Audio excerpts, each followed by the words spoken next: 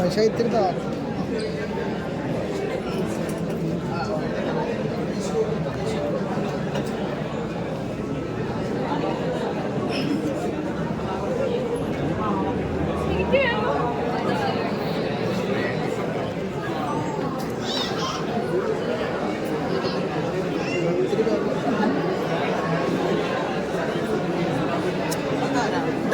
ആ മറ്റവൻ്റെ കൈ പറ്റി ബ്ലാക്ക് ആ ബ്ലാക്കിന് പറ്റി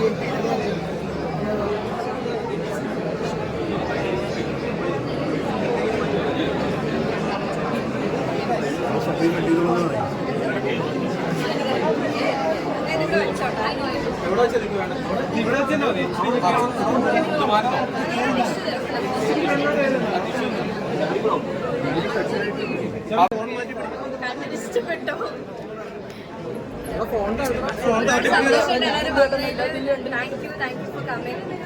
ഞാനിതിൽ കുറച്ചുള്ളൂ. ഇതിന്റെ വലിയ ആൾക്കാരൊക്കെ അവിടെ സെലിബ്രേറ്റ് ചെയ്യാണ്. നിങ്ങൾ ഇവിടെ വന്ന് സെലിബ്രേറ്റ് ചെയ്യുന്നത് എനിക്ക് ഒരുപാട് സന്തോഷമുണ്ട്. Thank you so much.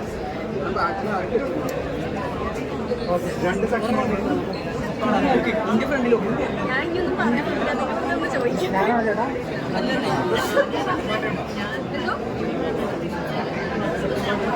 Second part കണ്ടോ? എനിക്ക് അറിയില്ല.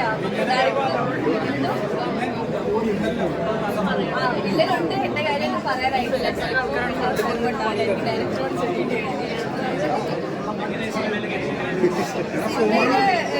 എനിക്കൊരു മെയിൽ വന്നതാണ്. പ്രൊഡക്ഷൻ ബൈ ചേട്ടൻ്റെ മെയിൽ വന്നിട്ട് അങ്ങനെയാണ് ഇതിലേക്ക് വരുന്നത്. പിന്നെ ഡയറക്ടറായിട്ടൊരു മീറ്റിംഗ് ഉണ്ടായിരുന്നു. കൈറാടെ ക്യാരക്ടർ പറഞ്ഞത് അങ്ങനെയാണ്. 3 ദിവസം മുന്നേ വന്നതാണ്. അടിപൊളി എക്സ്പീരിയൻസ് ആണ്. സിനിമയിൽ എല്ലാം വലിയ സ്റ്റാർസാണ്. അപ്പം അതിൽ ചെറിയൊരു പരിപാടിയായിരുന്നു എനിക്ക് കിട്ടിയത്. പക്ഷെ അത് ഇങ്ങനെ എല്ലാവരും ശ്രദ്ധിച്ച് എല്ലാവർക്കും ഇഷ്ടപ്പെടുന്ന ഞാൻ ഒട്ടും പ്രതീക്ഷിച്ചില്ല. അപ്പോൾ അതിൽ ഭയങ്കര ഹാപ്പിയാണ്. കുറേ വലിയ ആർട്ടിസ്റ്റുകൾ വർക്ക് ചെയ്യാൻ പറ്റും. മലയാളത്തിൽ അഞ്ച് സെലീന എന്ന് പറഞ്ഞ സിനിമയിൽ അടുത്തതുള്ളത്. തമിഴിൽ കൊട്ടിക്കാടി സിനിമ കൂടി എന്തോ അങ്ങനെയൊന്നും ഞാൻ പറഞ്ഞില്ല. അറിയില്ല. ചിലപ്പോ ഉണ്ടാവും, എനിക്ക് ചിലപ്പോൾ ഉണ്ടാവില്ല. ആഗ്രഹമുണ്ട് ഡയറക്ടറോട്. എന്തോ വിചാരിച്ചില്ല. കാരണം ഇതിൽ വലിയ വലിയ പേരുകളുള്ള സിനിമയാണ്. ഞാനതിൽ കുഞ്ഞൊരു പാർട്ടാണ് ചെയ്യുന്നറിയില്ല. പക്ഷെ അത് ചെയ്ത് വന്നപ്പോൾ അത് നന്നായി വന്നിട്ടുണ്ടെന്ന് എല്ലാവരും പറഞ്ഞു. അതെ, അപ്പം അതിന് ഒരുപാട് സന്തോഷമുണ്ട്. ഞാൻ കയ്യിൽ അങ്ങനെ പ്രതീക്ഷിച്ചിട്ടുണ്ടായിരുന്നില്ല. സ്റ്റണ്ട് ആദ്യമായിട്ട് ചെയ്യുന്നതുകൊണ്ട് ഒരു ടെൻഷൻ ഉണ്ടായിരുന്നു. പക്ഷെ എല്ലാവർക്കും ഇഷ്ടപ്പെട്ടു.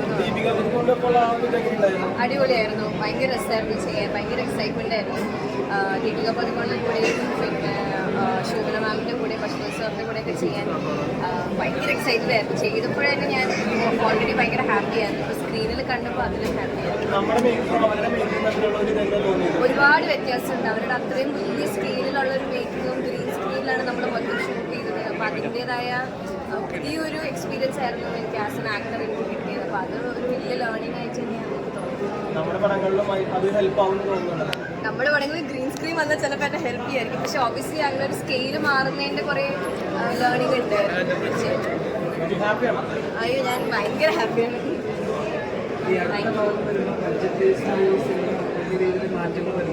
അതെ,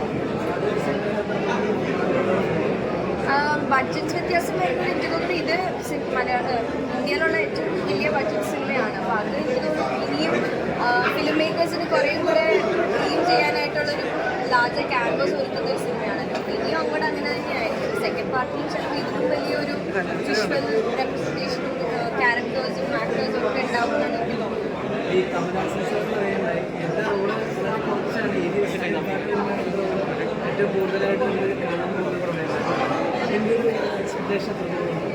ഞാൻ ആസ് എ വ്യൂവർ ഞാൻ ഭയങ്കര എക്സൈറ്റഡ് ആണ് കമൽ സാറിൻ്റെ. കാരണം കമൽ സാറിൻ്റെ ആ ഒരു ക്ലൈമാക്സിൽ വരുന്ന പോർഷൻ അത്രയും ഒരു പീക്കിൽ കൊണ്ടാണ് നമ്മൾ നിർത്തിയിരിക്കുന്നത്. അപ്പോൾ ഇനി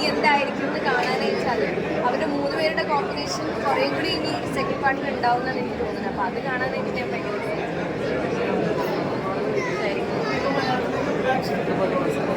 എന്നെ വിളിച്ചാൽ പോവാൻ സപ്പോർട്ട് ചെയ്താൽ മതി. നിങ്ങൾ അതേ പോവാൻ കൈയടിച്ചാൽ